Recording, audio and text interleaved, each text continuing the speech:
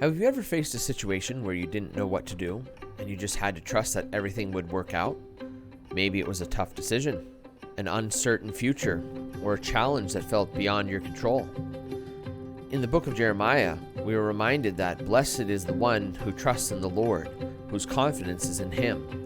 They will be like a tree planted by the water that sends out its roots by the stream. It does not fear when heat comes. Its leaves are always green. It has no worries in a year of drought and never fails to bear fruit. But what does it really mean to fully place our trust in God? Trusting in God doesn't mean that our life will always be easy or that we will never experience difficulties. But what it does mean is that when hardships come, when we face the uncertainty, the pain, the loss, we don't have to rely on our own strength alone. Just like a tree that has deep roots near a steady stream, we are sustained by God's grace.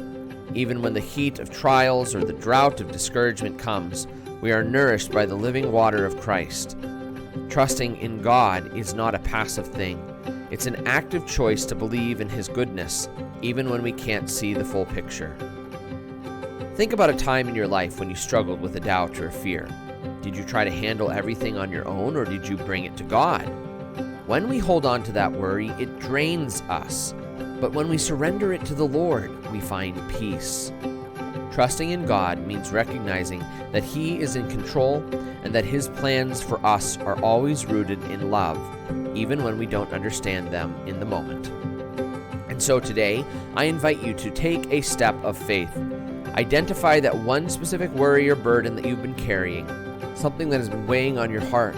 Instead of holding on to it or trying to figure it out all on your own, take a moment and surrender it to God in prayer. Say, Lord, I trust you with this.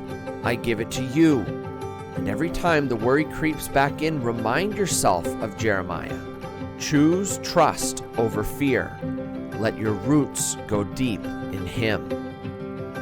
No matter what we face, we are never alone. God is faithful and His love never fails.